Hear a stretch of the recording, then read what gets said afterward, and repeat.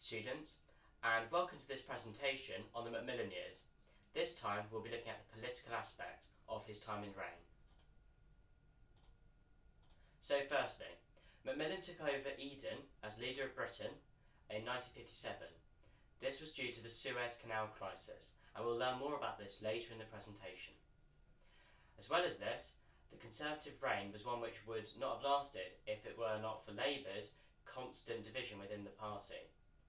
The Conservatives did improve the economy slightly, however, due to their mistake of not joining the EEC sooner, or as the alternative provided was the EFTA, they struggled economically. The Conservative Party failed to adapt to the changing society, and this also contributed to their election loss in 1964. So, the Suez Crisis was whereby UK and French-owned canal in Egypt was taken over by Egypt. The UK and the French sent in troops. This was against the friendship of the US and the UK, as they didn't inform the US of what they were doing. As well as this, Eden didn't tell the whole story to the public, and he was seen as unpatriotic and a liar. He was sacked as a result, and Macmillan took over, and his first 3 years in charge were very effective. He produced the Supermac image, referring to Supermac being a great leader. He boosted morale of the country, and he did this by improving the economy, and furthermore, he fixed those relations with the US, which Eden had damaged. Limits of consensus. We start to see this in terms of cultural and social areas, and this ultimately comes down to their downfall in 1964.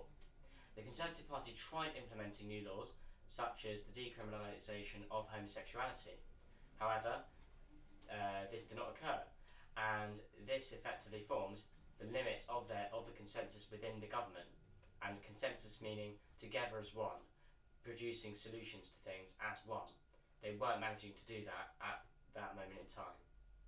As well as this, Britain was denied entry into the EEC in 1963 by Charles de Gaulle of France, and this was a key error politically due to the economic implications of not joining the EEC sooner. If you're not sure about what the economic implications of joining the EEC were at such a late time period, then I'd advise looking at the economic aspect of the Macmillan years. Furthermore, Britain were denied entry into EEC, so they only joined the EEC in 1973, and the effects of this are present actually within the Macmillan years. Labour politics.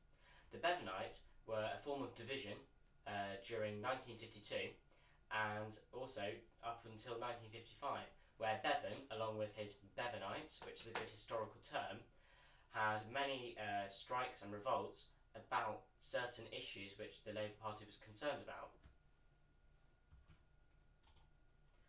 The Labour leader Attlee lost the 1955 general election to Eden. This was basically due to the relation to the public. Eden came across as much more professional and as a better leader, whereas Attlee seemed elderly and out of touch. As a result, in the party conference in 1955, Edexcel took power of the Labour Party. He was a good leader and unified the party over unilateral disarmament, which is a completely different entity to German rearmament. Unilateral disarmament concerns all the countries at that time, including the USA and Russia, over the possession of nuclear weapons, whereas German rearmament refers to the basic forms of military action, which provided them with their army, navy and air force. However, Edexcel had a limit to his time in power, and he lost the 1959 general election because of his own doing. He proposed increased government spending without increased tax, and that, realistically, was electioneering. People realised this, the voters, and they voted for the Conservative Party so that the future of their economy was in safe hands.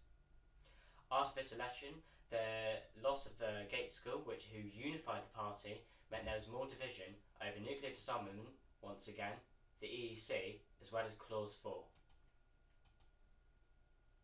In 1963, Hume was appointed as Prime Minister. He took over Macmillan due to the Night of the Long Knives, as well as numerous scandals which had occurred. And And basically, the event of the Long Knives was an event whereby he sacked 6 of his ministers, including the Chancellor at the time, Lloyd, and he was using them as a scapegoat for his own economic issues. As a result, the Conservatives thought it would be best to appoint Hume as leader. They appointed him in a very undemocratic manner, and people questioned whether the Conservatives were a legitimate and modern party. Furthermore, Wilson, who had just been appointed by the Labour Party in 1963, was a much better leader than him, and satire, which can be seen in the social and cultural aspect of the Macmillan years, led to a great deal of Hume's errors and weaknesses to Wilson being exposed. Furthermore, we see Hume as a weakness, and he arguably divided the party because MacLeod and Powell refused to serve under Hume, and this, as well as Wilson looking better, made Hume's time in power for that 1 year very poor. And this, in combination with a few economic, social and political factors, contributed to the Macmillan downfall. Thank you very much for listening, and this is the end of the lesson and also the end of the Macmillan years.